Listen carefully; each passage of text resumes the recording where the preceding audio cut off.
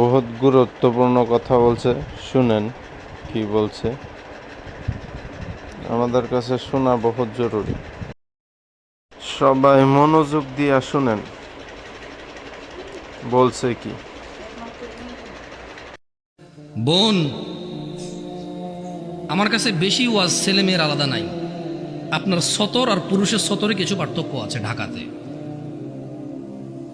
আপনার জন্য অসুস্থ হন আপনি, সেখানে সলাৎ আপনার জন্য নিষিদ্ধ এবং এতে আপনি পরেটার কাফফারা করতে হয় না। পুরুষ কখনো তার জন্য সলাৎ নিষিদ্ধ হয় না, সে পড়তেই হবে যতদিন সে বেঁচে আছে, একদিনের জন্য তার জন্য নিষিদ্ধ হয় না। এইভাবে কিছু পার্থক্য আছে। পিতৃ সম্পত্তি আপনি ভাইয়ের অর্ধেক পাবেন, এটা একটু ভিন্নতা আছে। আপনি মা হবেন ও বাবা হবে, এখানে কিছু ভিন্নতা আছে।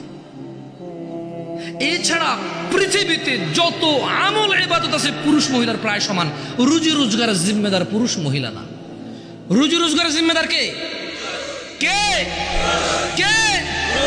গার্মেন্টস কর্মী আমার ওই বোনরা যারা ঘুম থেকে উঠে সকালবেলা লক্ষ লক্ষ পুরুষের সাথে ধাক্কাধাক্কি করে গার্মেন্টসে কাজ করতে যায়, ওদের কি বাবা নেই?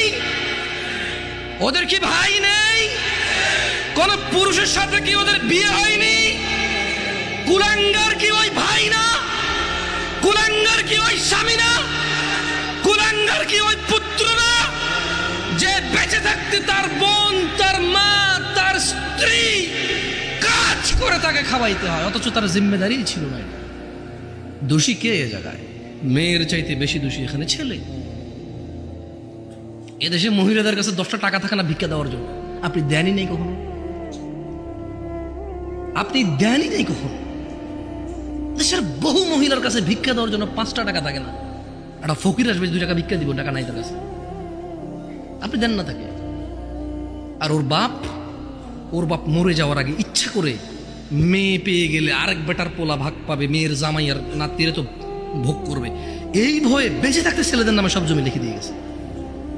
জালেম ওই মেয়েটাকে ফকির মিসকিন করে দিল। আর এর ভাই জমি যতক্ষণ আছে এটা ডাইকা ডাইকা খাওয়াবে, মাসে 2 মাসে ঈদে সান্দে জামা কাপড় সেমাই চিনি এগুলো দিয়ে থাকবে। কেন? জমি দিবে জন্য। এখন ওই বোন চিন্তা করে, আরে যদি আমি সম্পদ নিয়ে আসি, যা একে তো সে ডাবল পাইলো, আমি অর্ধেক পাইলাম, একটুকু যদি নিয়ে আসি, ছেলে মেয়ে স্বামী নিজের দরকারে, বলে যে অংশ আনলে ধ্বংস হয়। তুই অংশ নিয়ে ধ্বংস হস না, ওই অংশ নিয়ে ধ্বংস হবে কেন রে? তোর বাপের অংশ তুই খাবি, তুই ধ্বংস হবি না। তোর বাপের অংশ তোর বোনে খাবে, সে তার বাপের অংশ খাবে, সেখানে ধ্বংস হবে। তোকে যা আল্লাহ নির্ধারণ করে দিয়েছে, নির্ধারক আল্লাহ, এখানে তোর অধিকার রেখেছে আল্লাহ, ওই মেয়ের জন্য অধিকার রেখেছে আল্লাহ। তুই খালি ধ্বংস হবি না, ও খালি ধ্বংস হবে কেন রে? এদেশের বাপ ভাই সবাই প্রায় জুলুম করে মেয়ের প্রতি, স্ত্রীর প্রতি, ইভেন মায়ের প্রতি। প্রায় ছেলেরা তাদের বাপকে যেভাবে ভয় পায়, মাকে সেভাবে ভয় পায় না, প্রায় ছেলেরা। তো আমি বোনদেরকে বলি, শোনো বোন আমার, আমি সলা নিয়ে কথা বলছি, এখানে সব সমান। আমি কুসংস্কার নিয়ে কথা বলেছি, উদাহরণ উদ্ধৃতি দিয়েছি, হারাম হালাল নিয়ে বলেছি, সবার জন্য সমান। আল্লাহ নবী সাল্লাল্লাহু আলাইহি ওয়াসাল্লামের উম্মত মহিলা এবং পুরুষ সবাই। মহিলা এবং পুরুষ যে আল্লাহ নবীকে অনুসরণ করবে সে আল্লাহ নবীর উম্মত। আর আল্লাহ নবী বলেছে, কুল্লু উম্মতি ইয়াদখুলুনাল জান্নাহ, আমার সকল উম্মত জান্নাতে যাবেই যাবে। ভাই আমার, বোন আমার, তোমরা আল্লাহ নবীর উম্মত হও। শোনো, এখানে আজকে আসছো, 2-4টা হাদিস বলি, মনোযোগ দিয়ে শুনে তুমিও চলে যাও, আমিও চলে যাই। আন মুআয ইবনে জাবাল, ভাই ও বোন আমার, মুআয ইবনে জাবাল রাদিয়াল্লাহু আনহু থেকে বর্ণিত, তিনি বলেন, ক্বালা রাসূলুল্লাহ সাল্লাল্লাহু আলাইহি ওয়াসাল্লাম, আল্লাহর রাসূল সাল্লাল্লাহু আলাইহি ওয়াসাল্লাম বলেছেন, আলা উখবিরুকা বিরাসিল আমরি কুল্লিহি, আমি কি সমস্ত কাজের মূলটা তোমাদের জানিয়ে দেব না? ওয়া আমুদিহি ওয়া যিরওয়াতি সানামিহি, আমি কি তোমাদের সমস্ত কাজের মূল, স্তম্ভ ও সর্বোচ্চ শিখর সম্পর্কে জানিয়ে দেব না? কুলতু বালা ইয়া রাসূলুল্লাহ সাল্লাল্লাহু আলাইহি ওয়াসাল্লাম। মুআয ইবনে জাবাল আল্লাহর রাসূলকে বললেন, ইয়া রাসূলুল্লাহ সাল্লাল্লাহু আলাইহি ওয়াসাল্লাম, জি আপনি আমাকে জানিয়ে দিন সব কাজের মূল কি, স্তম্ভ কি এবং সর্বোচ্চ শিখর কি? তিনি সাল্লাল্লাহু আলাইহি ওয়াসাল্লাম বললেন, রাসুল আমরিয়াল ইসলাম,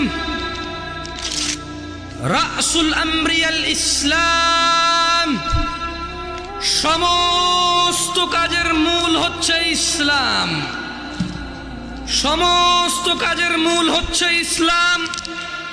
ওয়া আমুদুহুস সালাহ, এবং ওর খুঁটি স্তম্ভ হচ্ছে নামাজ। ওয়া যিরওয়াতু সানামিহিল জিহাদ, এবং সর্বোচ্চ শিখর হলো জিহাদ করা। সমস্ত কাজের মূল হচ্ছে ইসলাম। যত কাজ করবে সব কাজ নেকি বলে গণ্য হবে মুসলমানের, এবং এই সকল কাজ নেকি বললে গণ্য হওয়ার পর তা টিকে থাকবে। এটা হচ্ছে ইসলাম। সকল কাজে ইসলামের উপরে আসবে। মুসলমান যত ইবাদত করবে এটা হচ্ছে মুসলমান, ইসলাম। ওয়া আমুদুহুস সালাহ, এটা হচ্ছে সালাহ, আমুদ খুঁটি, যেটা পুরো ইসলামটাকে ধরে রাখে। একজন মানুষ মুসলমান অথচ তার সালাহ নাই, তাহলে তার ইসলামও নাই। খুঁটি নাই, ইসলাম নাই, ইসলাম নাই, কোনো কাজ নাই। যাকাত নাই, হজ নাই, সাদাকা নাই, দানশীলতা নাই। ও করেছে, ও হজে গিয়েছে, ও সাদাকা দিয়েছে, একটাও নেকি বলে গণ্য হবে না। কি নাই? কি নাই? কি নাই? সলাত নাই। আমি বলি সলাত মানে এই খুঁটি না থাকলে, এই খুঁটি না থাকলে ওর ইসলাম নাই। ও মরে গেলে কোনো কাজে আসবে না, ওর ইসলাম খুঁটিবিহীন। আসলে ও মনে করে এটা ইসলাম। সলাত যেহেতু নাই, ওর ধর্মও নাই, দ্বীনও নাই, ঈমানও নাই। ওর শিরক কি, কুফরি কি, ওর জীবনটাই বৃথা, ওর পুরো ইবাদতটাই বৃথা, কারণ ওর খুঁটি